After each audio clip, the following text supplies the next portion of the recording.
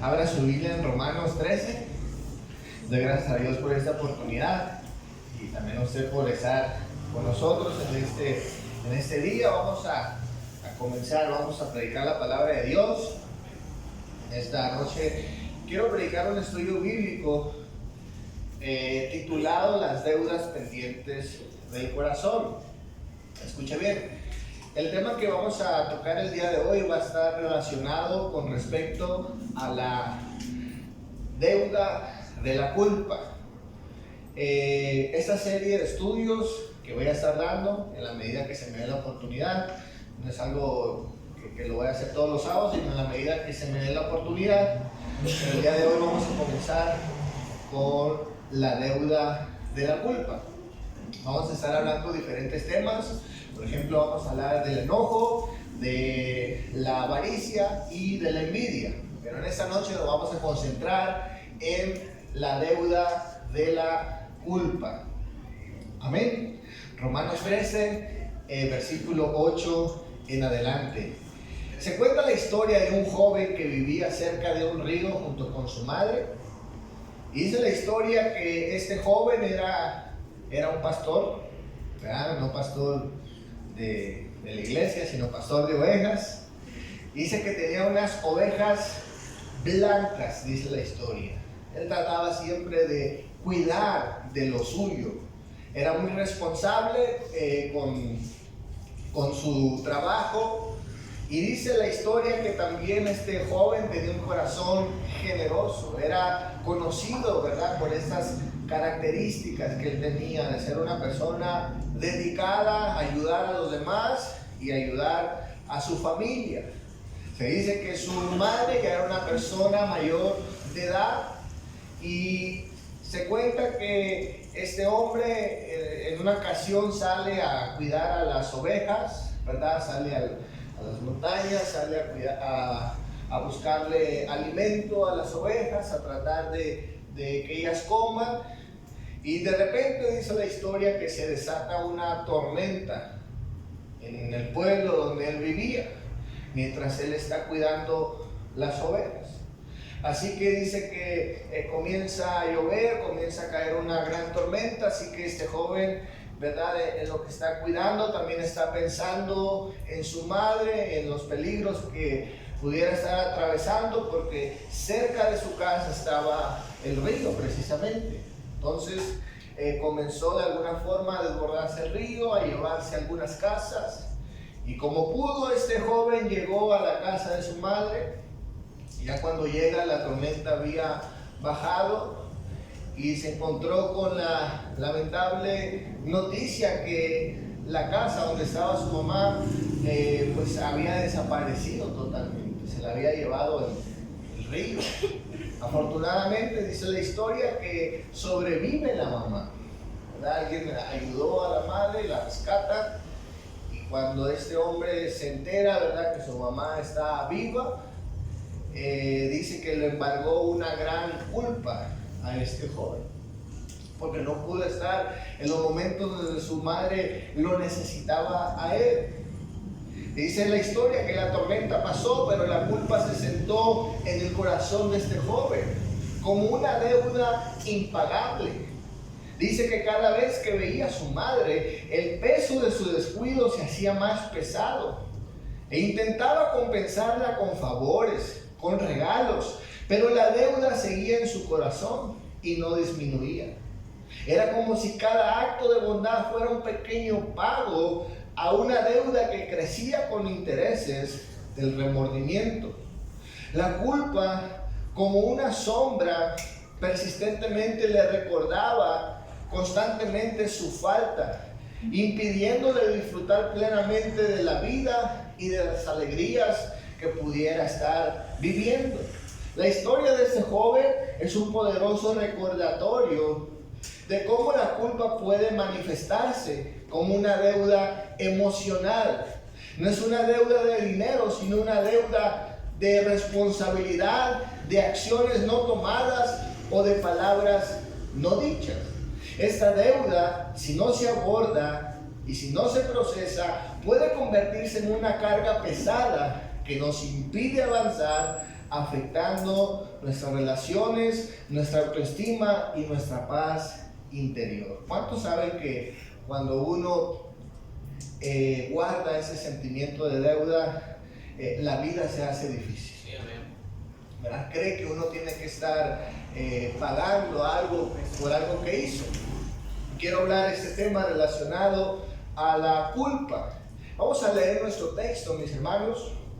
Romanos 13, versículo 8 en adelante, dice la palabra de Dios: no tengan deudas pendientes con nadie, a no ser de amarse los unos a los otros. De hecho, quien ama al prójimo ha cumplido la ley, porque los mandamientos dicen: no cometas adulterio, no mates, no robes, no codicies. Y todos los demás mandamientos se resumen en un precepto: ama a tu prójimo como a ti mismo. El amor no perjudica al prójimo, así que el amor es el cumplimiento de la ley. Versículo 13 dice: y vivamos decentemente como a la luz del día, no en orgías, no en borracheras, ni en inmoralidad sexual, ni en libertinaje, ni en desacuerdos, ni en envidias. Más bien, revístanse ustedes del Señor Jesucristo y no se preocupen por satisfacer los deseos de la carne. He titulado a ese sermón o a ese estudio bíblico del día de hoy: la deuda de la culpa. Y vamos a ver en primer lugar, mis hermanos, nuestras acciones ponen en evidencia que somos culpables. Quiero hacer énfasis en eso. Cuando las personas, mis hermanos, desobedecen a Dios, cuando las personas dañan a su prójimo, son culpables. ¿Cuántos dicen amén? Eso no hay que buscarle tanto, ¿verdad? Cuando uno toma malas decisiones es culpable, ¿verdad? O nos convertimos en culpables. Nuestras acciones nos ponen en evidencia si somos culpables de algún castigo, de alguna falta, ¿verdad? No es una suposición. Nuestras acciones, mis hermanos, revelan incluso las motivaciones que nos llevan a tomar malas decisiones o dañar a nuestro prójimo. En nuestro texto, el apóstol Pablo, mis hermanos, nos habla acerca de la importancia de no tener deudas con nadie. Amén. Y el apóstol Pablo comienza de una manera, obviamente dirigida por el Espíritu Santo, pero de una manera muy dinámica.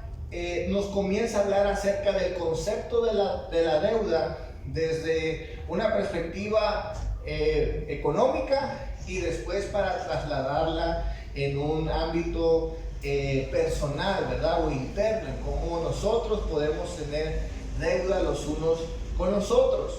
Pero el apóstol Pablo primeramente comienza a hablar acerca de que nosotros, mis hermanos, o la iglesia de Roma estaba adquiriendo deudas, lo que se conoce como deudas sociales. En Romanos 13, versículos 5 al 7 nos dice: así que es necesario someterse a las autoridades, no solo para evitar el castigo, sino también por razones de conciencia. Por eso mismo, paguen ustedes impuestos, pues las autoridades están al servicio de Dios, dedicadas precisamente a gobernar. Paguen a cada uno lo que corresponde.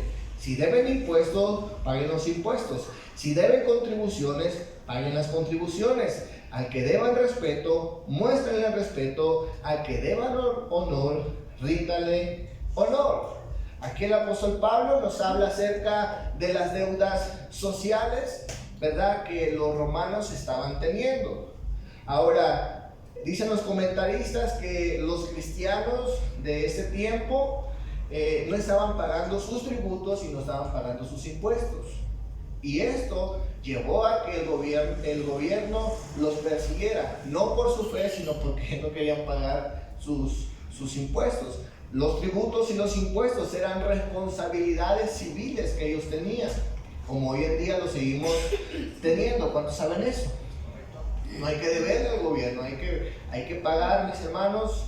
Quizás no pagamos tributos, pero sí pagamos, sí pagamos tributos, que son los impuestos actualmente, ¿verdad? En aquel tiempo no era como hoy en día, pero es algo similar a lo que hacemos nosotros. Escuchen bien, el apóstol Pablo nos está hablando acerca de pues que debemos cumplir con nuestras responsabilidades, no debemos deberle nada a nadie. ¿Cuántos dicen amén? Pero después de pasar, ¿verdad?, de este lado económico, el apóstol Pablo nos habla de otro tipo de deudas. Lea conmigo el versículo 8 de nuestro texto. Dice: no deban nada a nadie. Amén. Dice: excepto el de amarse los unos a los otros. Si aman a su prójimo, cumplen con las exigencias de la ley de Dios. Aquí encontramos algo, mis hermanos.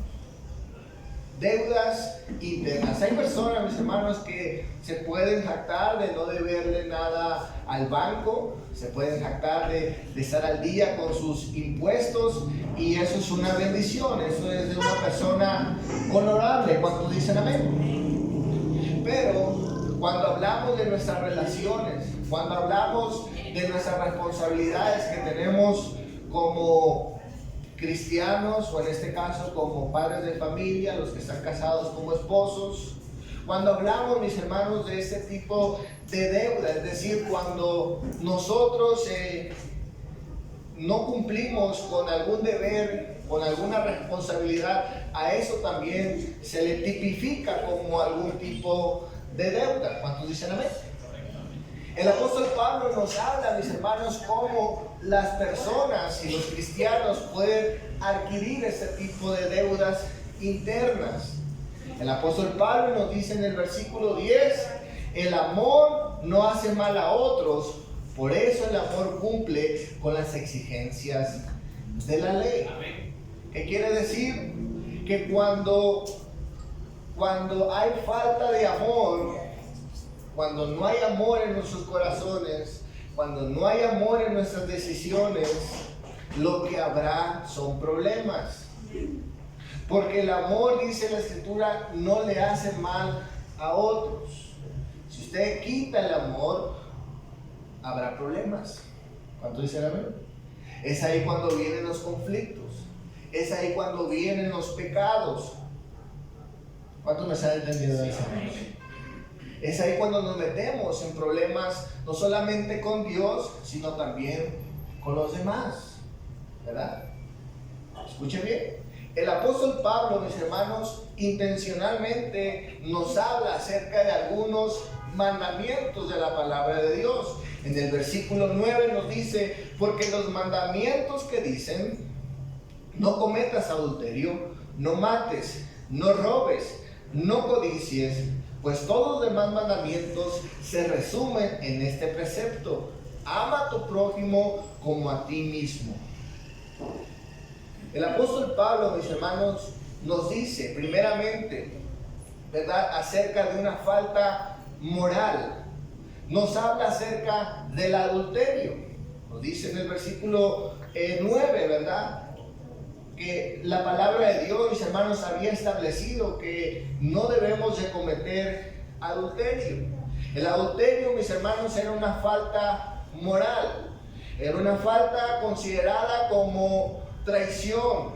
La palabra de Dios, mis hermanos, nos habla de que cuando una persona cometía adulterio, solamente es que cometía un acto sexual, sino estaba incumpliendo un contrato, a lo que se le conoce como pacto matrimonial. Es decir, estaba violentando, ¿verdad?, una confianza, un acuerdo que se tenía. Y la palabra de Dios, mis hermanos, siempre que habla de este tema, lo habla con mucha dureza, porque para la palabra de Dios este tema, mis hermanos, es importante. En Éxodo 20, versículo 14, el Señor nos dice: no cometas adulterio. En Levítico 18, versículo 20, nos dice la palabra de Dios: no tengas trato sexual con la mujer de tu prójimo, para que no te hagas impuro a causa de ella. Cualquiera que practique alguna de esas abominaciones será eliminado de su pueblo. Ustedes observan mis mandamientos y absténganse de seguir las abominaciones y costumbres que se practicaban en la tierra antes que ustedes llegaran. No se contaminen por causa de ellas. Yo soy el Señor su Dios. Es decir, mis hermanos, era una falta grave. Era considerada como una falta que hacía la gente que no estaba dentro del pacto. Es decir, los gentiles, la gente idólatra, era una característica de ellos. Por eso el Señor dice, mis hermanos, que no había que cometer esta falta del adulterio. Ahora, nosotros podríamos decir, mis hermanos, no, yo nunca he cometido eso, ni lo voy a hacer, ¿verdad? Y podemos de alguna forma excusarnos acerca de esto, pero la palabra de Dios nos dice, mis hermanos, que el adulterio también se podía cometer de manera espiritual. Dice la palabra de Dios en Jeremías 5, versículos 7 al 8. ¿Cómo te he de perdonar por esto? Tus hijos me dejaron y juraron por lo que no es Dios. Los sacié y adulteraron. En la casa de rameras se juntaron en compañías como caballos bien alimentados. Cada cual relinchaba tras la mujer de su prójimo. Aquí la palabra de Dios, mis hermanos, traslada el adulterio como una actitud espiritual. Es decir, cuando las personas eran infieles a Dios, ¿verdad? En su corazón, dice la palabra de Dios, cometían adulterios espiritualmente. O sea, no se metían con mujeres, o las mujeres no se metían con hombres, no engañaban a sus esposos, pero sí engañaban, traicionaban a Dios.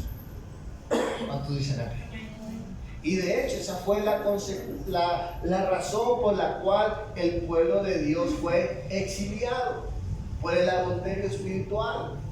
Escuche bien, Ezequiel 6:9 nos dice: los sobrevivientes se acordarán de mí en las naciones donde haya sido llevado cautivo.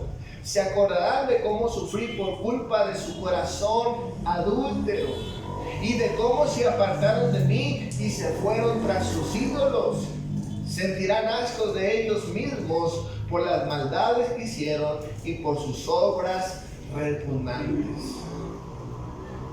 Aquí la palabra de Dios, mis hermanos, nos habla que cuando una persona no solamente daña a otra persona, en este caso con ese tema sexual, sino también cuando somos infieles a Dios, es considerado un pecado de adulterio. Y eso es lo que lleva, mis hermanos, a consecuencias.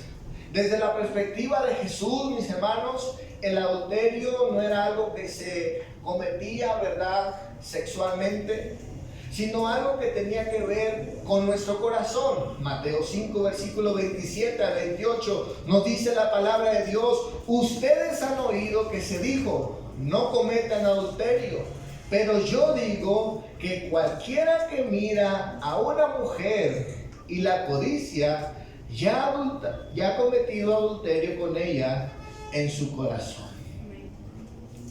¿Qué es lo que vemos aquí? Que ante los ojos de Dios, escuche bien, todos hemos pecado de adulterio. Porque el Señor no solamente juzga el acto, el Señor juzga la intención de nuestro corazón. Y el corazón por naturaleza es infiel, desea, mis hermanos, lo que es prohibido. ¿Cuántos saben eso? Esa es una realidad. Entonces, mis hermanos, ante los ojos de Dios, todos hemos faltado. Todos somos culpables de algún tipo de pecado. Y ese pecado no solamente usted deshonra a su prójimo, sino deshonra a Dios también. ¿Cuántos saben eso? O sea, el pecado, mis hermanos, es imposible que alguien no salga dañado, por más que esté en lo interno de nuestro corazón. Las motivaciones, los deseos, mis hermanos, sí importan. Y el Señor Jesús nos lo declara. Entonces, mis hermanos, en base a esto, todos de alguna forma somos culpables de algún tipo de pecado. ¿Cuántos saben eso? Nuestras acciones y nuestros deseos revelan que somos culpables ante los ojos de Dios. ¿Está claro eso? Amén. Vamos a ver en segundo lugar la deuda de la culpa. Dicen los especialistas que hay dos tipos de culpa. Existe la culpa imaginaria y existe la culpa real, ¿verdad? Hay gente que a veces se siente culpable de todo y por todo, hasta lo que no hace, ¿verdad? Se siente culpable y eso es algo malo, psicológicamente es algo que no le va a dar paz a esa gente. Por otro lado, mis hermanos, existe la culpa real. Cuando usted hace algo que es incorrecto, inmediatamente, bueno, se supone que usted sienta culpa por lo que hizo. ¿Cuántos saben eso? Es algo positivo sentir culpa, ¿verdad? Porque cuando sentimos culpa, nos lleva, mis hermanos, a reconocer, en este caso, nuestra mala decisión y en ocasiones en buscar una restauración. Y en el caso espiritual, nos empuja, ¿verdad?, al arrepentimiento, nos empuja a buscar a Dios. Si la gente no siente culpa, no recibe el perdón de Dios, ¿verdad? Porque tiene que haber lo que el Espíritu Santo hace en nosotros. Dice que nos redarguye, nos convicciona de pecado, dice, tú has fallado. ¿Cuántos saben eso? ¿Verdad? Entonces, lo que sucede, mis hermanos, con la culpa es que de alguna forma nos dice que nosotros somos deudores, ¿verdad? Debemos algo. Le debemos algo a Dios, le debemos algo al prójimo. Eso es lo que grita constantemente la culpa. Como decimos, es algo bueno. ¿Por qué? Porque nos hace buscar a Dios. Dice la palabra de Dios en Santiago 2, versículo 8 al 11, dice la Escritura: hace muy bien si de veras cumplen la ley suprema de la Escritura. Ama a tu prójimo como a ti mismo. Pero si muestran algún favoritismo, pecan y son culpables, pues la misma ley los acusa de ser transgresores. Porque el que cumple con toda la ley, pero falla en un solo punto, ya es culpable de haber quebrantado toda. Pues el que dijo, no cometerás adulterio, también dijo, no mates. Si cometes adulterio, pero matas, ya has violado la ley. Esto, mis hermanos, es algo muy importante, porque la palabra de Dios nos dice que somos culpables, escuche bien, no por herencia, sino somos culpables por nuestras decisiones personales, ¿verdad? Hay gente que cree que ciertas culpas se transfieren, eso hay que explicarlo en algún momento, pero usted es pecador, mis hermanos, no porque pecó su papá, amén, sino porque pecó usted. Usted es responsable de sus pecados, amén. Y eso es positivo, eso es bueno, aceptar que somos culpables no por herencia, no por transmisión, sino somos culpables por decisión. Y eso es positivo, porque repito, nos lleva a buscar una solución. El ejemplo de esto es David. David, mis hermanos, fue una persona, dice la palabra de Dios, conforme al corazón de Dios, pero cometió malas decisiones. Y si alguien, mis hermanos, quebrantó uno de los principales mandamientos de la ley, fue David. David se aventó por lo menos los primeros 4. Amén. Adulteró, asesinó, ocultó, hizo un sinnúmero de cosas que la ley prohibía, ¿verdad? Si alguien, mis hermanos, ¿verdad?, nos puede enseñar cómo desobedecer a Dios, es David. David fue una persona que desobedeció a Dios. Sin embargo, David nos enseña, mis hermanos, que ese sentimiento de culpa lo llevó a buscar a Dios. Lea conmigo Salmo 51, versículo 1 al 19. Dice la palabra de Dios: al director musical del Salmo de David, cuando el profeta Natán fue a verlo por haber cometido David adulterio con Betsabé, dijo lo siguiente: Ten compasión de mí, oh Dios, conforme a tu bondad y a tu gran amor, conforme a tu inmensa bondad, borra mis transgresiones. Llévame de toda mi maldad y límpiame de mi pecado. Yo reconozco mis transgresiones, siempre tengo presente mi pecado. Contra ti he pecado, solo contra ti, y he hecho lo que es malo ante tus ojos. Por eso tu sentencia es justa y tu juicio es irreprochable. Yo sé que soy malo de nacimiento, pecador me concibió mi madre. Yo sé que tú amas la verdad en lo íntimo, en lo secreto me has enseñado sabiduría. Purifícame con hisopo y quedaré limpio. Lávame y seré más blanco que la nieve. Anúnciame gozo y alegría. Infúndame gozo en estos huesos que has quebrantado. Aparta tu rostro de mis pecados y borra toda mi maldad.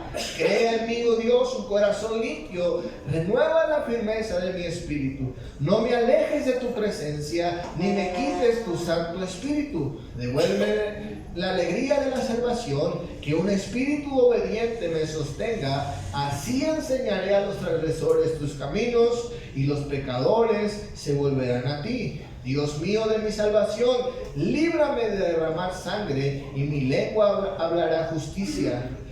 Abre, Señor, mis labios y mi boca, y proclamarán tu alabanza. Tú no te deleitas en los sacrificios, ni te complacen los holocaustos. De lo contrario, te los ofrecerías. El sacrificio que te agrada es un espíritu quebrantado, oh Dios. No desprecias al corazón quebrantado y arrepentido. Y en tu buena voluntad haz que prospere Sión. Levanta los muros de Jerusalén, entonces te agradarán los sacrificios de justicias, los holocaustos del todo quemados, y sobre tu altar se ofrecerán becerros. Mira qué maravilloso lo que dice David. Cuando él pecó con Betsabé, mis hermanos, dice la palabra de Dios que reconoció su pecado, se arrepintió, amén, y él fue consciente de eso. Eso es lo positivo de la culpa, que nos hace arrepentirnos, nos hace, ¿verdad? Como decimos aquí en Guatemala, sentar cabeza, ¿verdad? Agarrar la onda. Y es bueno, mis hermanos, que tengamos ese sentimiento cuando fallamos. Seamos responsables en buscar una solución y buscar, ¿verdad?, perdón en Dios.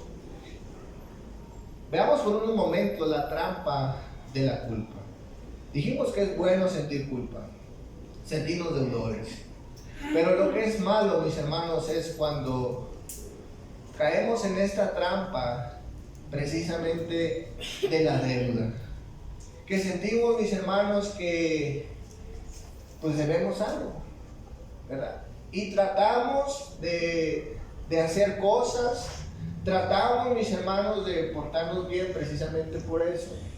Tratamos de hacer actos bondadosos precisamente porque nuestra conciencia nos dice que hemos fallado y de alguna forma queremos pagar. Pero hay muchas cosas, mis hermanos, que por más buena intención, por más regalos que demos, son cosas que no tienen reparo. ¿Cuántos saben eso?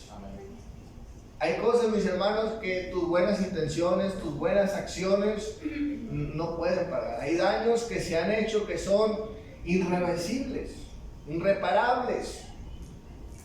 ¿Cuántos saben eso? Ya no se puede, mis hermanos, sustituir. Y muchas veces hay personas que caen en esta trampa, comienzan, mis hermanos, a creer que necesitan, que deben, ¿verdad?, hacer algo. Y malamente muchas veces la religión se aprovecha de esto. De hecho, en la Edad Media se inventaron las indulgencias precisamente por esto.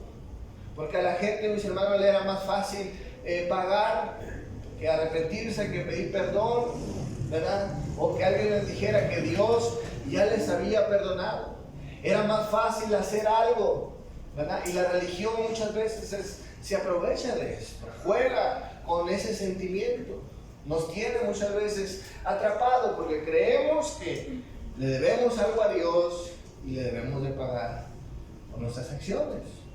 Nuestras acciones son necesarias, pero no podrán pagar nuestras malas decisiones. ¿Cuánto dicen? ¿Cuántos se recuerdan del hijo pródigo? Ustedes saben qué hizo él, ¿verdad? Dice la Biblia que pide la herencia, se va, y la Biblia, bueno, en el relato no nos dice exactamente qué hizo este hombre, pero el hermano mayor nos dice qué es lo que hizo este hombre. No sabemos cómo él supo esa información, pero dice que el hermano mayor dijo que él se había gastado todo el dinero en prostitutas, ¿verdad? Eso la Biblia de antemano, o sea, no nos da detalles, pero lo único que dice eso fue el hermano mayor, que no estuvo presente con él. Entonces se considera que fue un gran pecador este hombre, ¿verdad? Estuvo comiendo en el lugar de los cerdos, y cuando está en este lugar, dice la palabra de Dios, él volvió en sí, ¿verdad? Agarró la onda, dijo: iré a mi padre, ¿verdad? Y muestra arrepentimiento, le va a pedir perdón, le va a pedir perdón a Dios también. Y dice una cosa muy importante. Este hombre, mis hermanos, quiere volver a su padre, pero quiere restituir el daño que él ha hecho. Dice la palabra de Dios, solamente escuchen, Lucas 15, versículo 17, dice: por fin recapacitó y dijo: ¿cuántos jornaleros de mi padre tienen comida de sobra? Y yo aquí muero de hambre. Tengo que volver a mi padre y decirle: papá, he pecado contra el cielo y contra ti. Ya no merezco que me llames tu hijo. Trátame como si fuera uno de tus jornaleros. Lo que dijo este joven, mis hermanos, es: él sabe que ya no puede regresar como hijo. Y él quiere regresar como trabajador. De alguna forma él quiere pagarle al padre por todo lo que él ha hecho. Pero sin embargo vemos que cuando él regresa con el padre, mis hermanos, no es recibido como un trabajador, sino es recibido como un hijo. Lo dignifica, y el hijo no tuvo que restituir nada. ¿Cuántos saben eso? Pero muchas veces, mis hermanos, cuando ese sentimiento de culpa viene, queremos pagarle a Dios con algo. ¿Cuánto dicen? Queremos hacer algo y ya no se puede. Dios no acepta nuestras buenas obras, no nos alcanza. ¿Cuánto dicen? No nos alcanza el perdón de Dios. Cuando viene la culpa, mis hermanos, perdemos de vista lo que es la misericordia de Dios. Salmo 103, versículo 8 dice: el Señor es clemente y compasivo, paciente y lleno de amor. No estará para siempre litigando, no estará eternamente resentido, no nos trata según nuestros pecados, no nos paga según nuestras culpas. Pues como el cielo dista de la tierra, abunda su amor para con sus fieles. Como está lejos del oeste, Él aleja nuestras faltas de nosotros. Incomprensible, ¿verdad?, para la mente humana.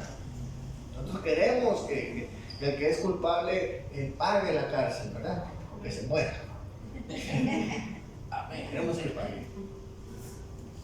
Pero la misericordia de Dios nos destruye por completo en ese aspecto. Amén. Y nos da esperanza. Quiero hablar en tercer lugar la deuda del amor. Miren, hay cosas, como dije anteriormente, que legítimamente somos culpables. A veces hacemos cosas que ya no tienen reparación, que ya no tienen remedio humanamente, ¿verdad? Sobre todo cosas que son intangibles, ¿verdad? Traiciones, palabras, que ya no hay restitución para eso. Y de alguna forma, mis hermanos, esto no es un llamado a la indiferencia, no es un llamado a que usted pues viva como que si nada pasó. Amén, eso no es así. Pero lo que nos dice la palabra de Dios, mis hermanos, que en Cristo ahora existe una nueva ley. En el Antiguo Testamento los israelitas estaban bajo un pacto y ellos tenían que cumplir la ley. Mire, el que cometía adulterio, ¿qué le pasaba? El que asesinaba, el que era rebelde con sus padres. Puede leer Levítico 20 y hay una descripción de todos los que se veían de morir. Y mire, a veces nos centramos únicamente en adulterio, pero son todos los pecados habidos y por haber que son de muerte. Era una condenación a muerte. Había un precio, había una paga. Entonces, ¿qué es lo que pasaba? Que mucha gente, mis hermanos, por temor a morir, no adulteraban. Por temor a morir, no robaban. Por temor a morir, obedecían a sus padres. Pero como me dijo un amigo, no es que no quiera, es que no puedo porque si no me pasa aquello. Pero de que quiero, quiero. De que quiero y que deseo. Si no fuera cristiano, solo porque soy cristiano ya no puedo. Ya no puedo andar en ciertas cosas del mundo, pero es porque está prohibido. ¿Y cuántas veces actuamos de esta forma? Nos portamos bien por las consecuencias y es algo bueno, ¿verdad? Hay que enseñarle a los hijos y a los demás que hay consecuencias de nuestras acciones. Pero la palabra de Dios, mis hermanos, o el Señor Jesucristo nos habla que Él juzga no solo las acciones, sino las intenciones del corazón. Y es algo que vamos a ver en este estudio, amén, en los demás estudios. Pero en este caso, mis hermanos, la palabra de Dios nos dice que en el Antiguo Testamento la gente tomaba buenas decisiones por prohibición, porque eran prohibidas. Pero la palabra de Dios nos dice que en el Nuevo Testamento usted y yo ya no somos dirigidos por esa antigua ley.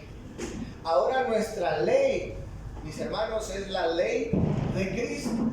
Y la ley de Cristo consiste en amar a Dios y a nuestro prójimo. Es decir, la motivación es el amor. ¿Cuántos dicen amén?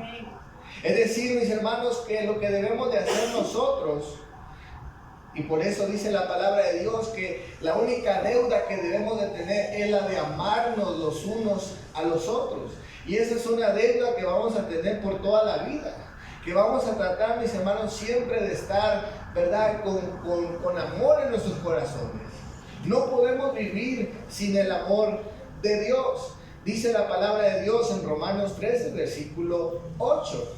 Dice, no tengan deudas pendientes con nadie, a no ser la de amarse los unos a los otros. De hecho, quien ama al prójimo ha cumplido la ley. Porque los mandamientos que dicen, no cometas adulterio, no mates, no robes, no codicies, y todos los demás mandamientos se resumen en este precepto: ama a tu prójimo como a ti mismo. El amor no perjudica al prójimo. Así que el amor es el cumplimiento de la ley. Hagan todo esto estando conscientes del tiempo en que vivimos. Ya es hora que despierten del sueño, pues nuestra salvación está ahora más cerca que cuando inicialmente creímos. La noche está muy avanzada y se acerca el día. Por eso, dejemos a un lado las obras de la oscuridad y pongamos la armadura de la luz. Vivamos decentemente como la luz del día, no en orgías, ni en inmoralidad sexual, ni en libertinaje, ni en disensiones, ni envidias. Más bien, revístanse ustedes del Señor Jesucristo y no se preocupen por satisfacer los deseos de su naturaleza pecaminosa. Lo que debemos de hacer, dice la palabra de Dios, mis hermanos, es sustituir el miedo por el amor. Antes no hacíamos cosas, o los antiguos hebreos no hacían cosas por temor al castigo. ¿Amén? Ahora lo que debemos de hacer nosotros es tomar buenas decisiones por amor a los demás. Es decir, el motor, la intención cambia.